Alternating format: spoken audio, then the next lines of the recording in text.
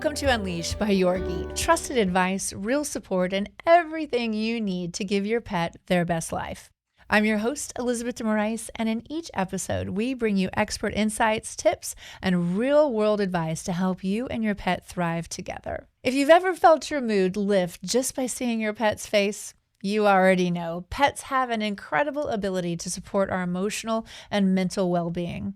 Today, we explore the powerful emotional benefits of pet ownership, sharing inspiring stories, and show how Yourgi's network of trusted providers can help nurture the bond between you and your pet even further.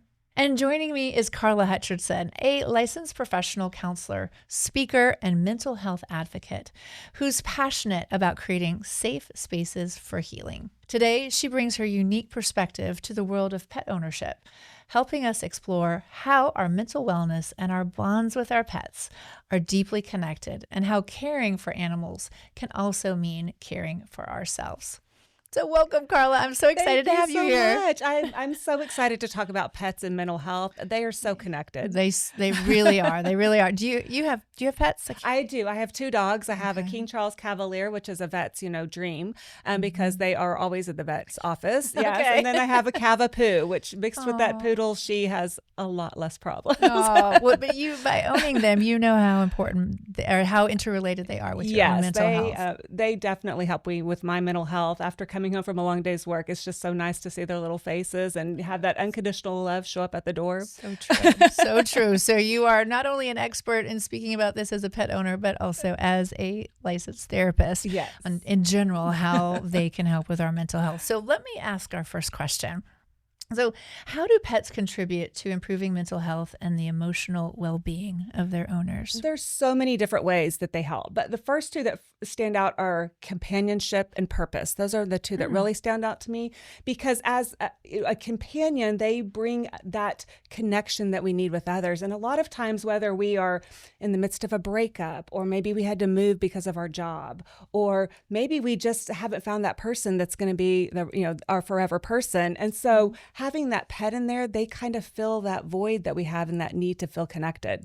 The other thing is purpose. They give us a reason to get up every morning. If you're, living with your pet, they provide that structure and that routine that we so desperately need to have that strong mental health. So those two are really important, but also stress, anxiety, depression. They really significantly impact our mood. Whether it's stress and anxiety, having that comfort and that calming spirit of an animal sitting in your lap or next to you and being able to pet them, it can really soothe us and help to make some of those panic attacks go away. Likewise, with depression, a lot of times they help to motivate us to get out, because when you're feeling depressed, you're in your bed, you're on your couch, you're kind of isolating from people. And so you really want to have that pet because they help you get you up. You got to feed them. You got to walk them. You got to take care of them. So it provides us that motivation that we need to really snap out sometimes of those depressive states. So those things are really important. The other thing is, I'm a big advocate of physical activity and mental health.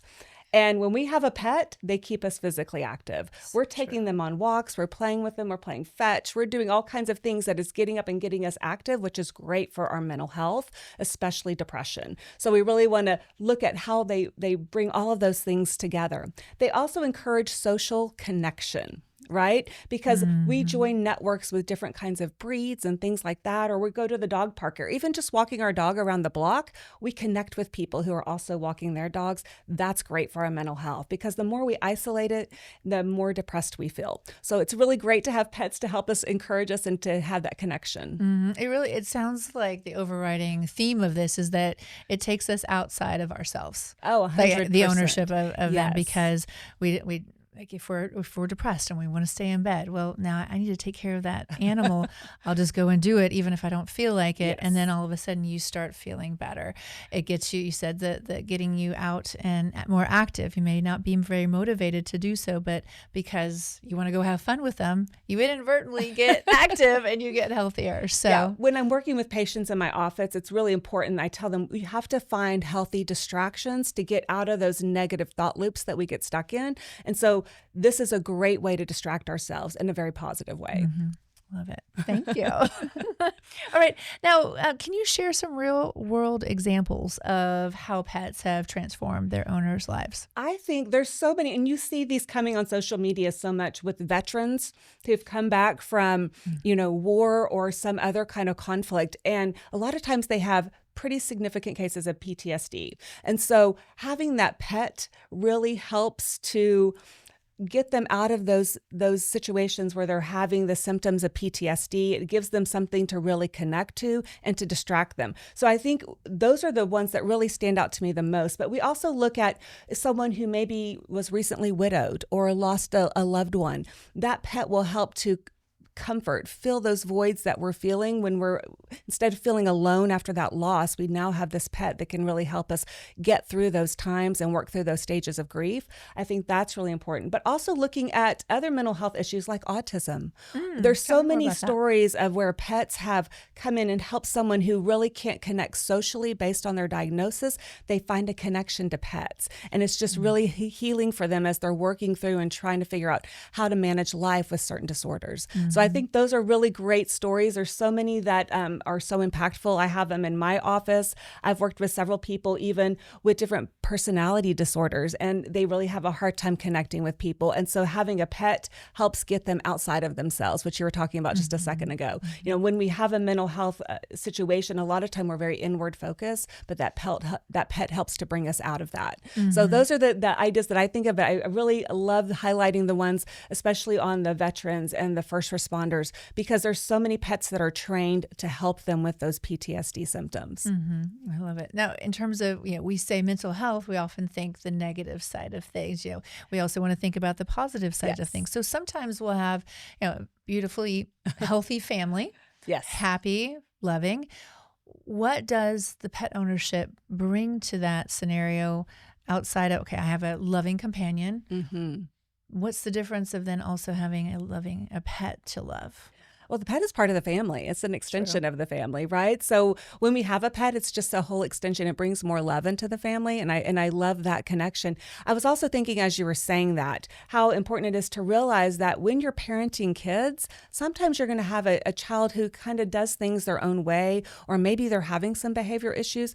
I think it's so helpful when we see pets come into the family, and it helps them to really connect around that pet.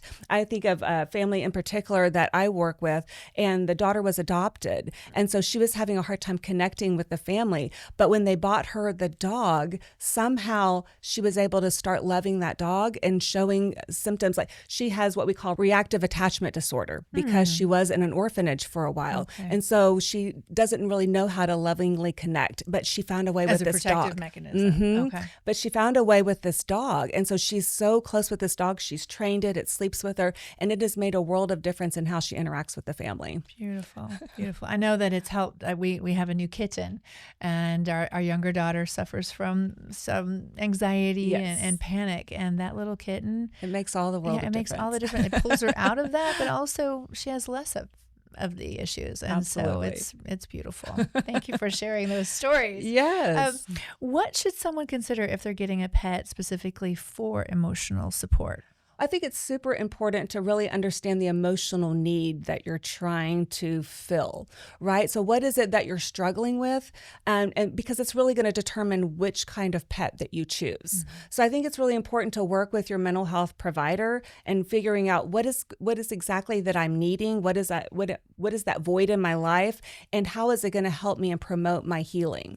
So I feel like being aware of what you need, such as if you are struggling with anxiety and panic, you're not going to want to have a high energy dog that you're chasing around that's building more anxiety, that's causing a lot more problems with your anxiety than it's helping to solve, right? And likewise, if you're depressed, you're not going to want a dog that just lays around all the time because it's not motivating you to get up. So maybe you want one that needs to go on more walks or needs to be outside more or play in the yard. So really looking at what am I dealing with and what kind of pet am I choosing? Those are really important things to think about. I also think it's super important to think about, what's my job situation, right? What am I at work all the time? Well, maybe I don't need a pet that's got to be let out several times a day that needs lots of attention. Maybe I need more of a cat who likes to be alone a little bit more. So looking at your housing, what does it travel like with your job? Yes, the size, like where are you in an apartment or are you in a place that has a yard?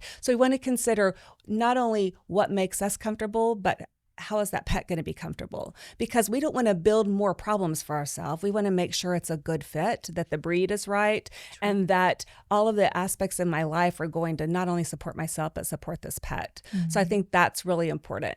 There's so many things that go into picking a pet, but you also have to think about your financial stability. You have to understand the costs that go along with having a pet, because like I said, this is an extension of our family. We want to take care of them the best way we can, and making sure that I don't create financial stress over having this pet. So knowing really what's ahead and what I need to do to take care of myself and my pet, making sure that we're, balancing those out really well. I love it. I love it. Thank you. You are so knowledgeable about this. You bring so much value to us. So thank you for sharing all of that today. How can pet parents ensure they're caring for their own mental health while also caring for their pets? This is really important because you have to have a life balance. Just like if you were parenting a child, parenting a pet can also be strenuous. It can be, it takes a lot out of us, especially like we've had a long day at work and we come home and now we've got to do all of these things with our pet. So you have to realize there's a healthy balance of, being a pet parent is going to have structure and routine, just like we would with our own children. We want to train our animals to really follow that structure so that they're not stressed and we're not stressed. We also want to make sure that we are building a support system, because if we are overwhelmed or we are traveling and we do have to do something and we need to know our pet is in good hands. So finding that support system, not only for ourselves, if we're emotionally drained, but also for our pet, so that we know that they're being well cared for if we're not available to them. I think that's really important. I also think it's really important to use tools like Yourgi has, right? With its network of providers, but also the app that they're creating to help us really organize and manage our pets' care. I think that's super important because it helps. I think about like when I went out of town to Colorado and I needed someone to watch my pets while I was there, and I was looking up, different apps and things to find a pet caregiver. Well, then they wanted vet records and they needed shot records and they needed this, and I had all these things and I was trying to dig for them and I didn't have them readily available. So having those tools where we can keep all those things organized is super important. Perfect. Yeah. And we really want to understand, the role of our pet. And, if we look at the difference between an emotional support animal and a service animal, those are really important things that we want to consider as well, because there's different protocols that go with that to make sure that our pets are able to either travel with us or to be in certain different public locations. We want to make sure that we understand the difference between the two, because they are very different. And that's why it's important to have that mental health provider help you through that process. But you want to make sure that your pets, activities that you're doing, they bring you both enjoyment. Like we want to make sure we both like to go on a run or a hike or go to the park and play Frisbee. So it's going to be really hard if that's fun for my pet and not fun for me, right? So developing those activities that are fun for you and your pet. You mentioned the health and wellness, or the mental health for pet ownership in general, but then also the service animals. You as an expert in mental health and therapy, what differentiates the two in terms of when would one say, I might need a service animal? So a service animal is going to go with more of a disability or a situation or an illness or a diagnosis that's more debilitating, right? And so the service animal helps them. They're like an extension of the function of their body in some way, right? And that can even be with mental health. We have some, veterans who are severely impacted by PTSD and they can't function in an environment without that pet. So that would be a reason we would have a service animal, or if we're blind, different things like that. But different disabilities, a service animal is trained specifically for that disability by professionals, and they have paperwork and everything that goes with them so that they're able to go in any public place with them, because then it's an extension of that person.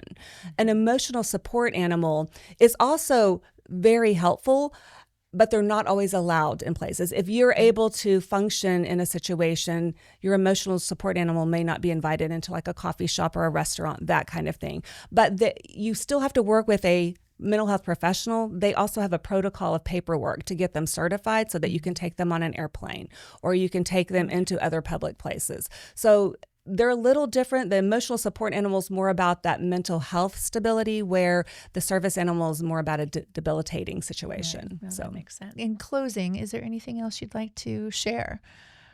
I just really want to drive home the connection between pets and mental health and wellness. I feel like being able to care for another soul like a pet, is so important, and it gives us meaning and purpose, and just ability to have that unconditional love and be able to have something that's just so excited to see us, and it doesn't require anything of us. It's not asking anything of us. It just wants our love and attention. And as human beings, we want that too.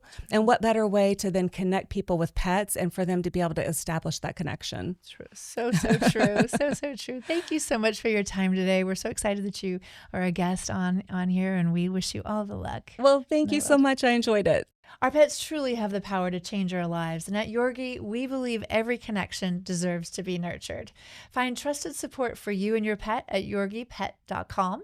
And if you'd like more encouragement and tips on strengthening the bond with your pet, make sure to subscribe, follow the show, leave a review, and share this episode with others who love their pets like family. Until next time, stay unleashed with Yourgi.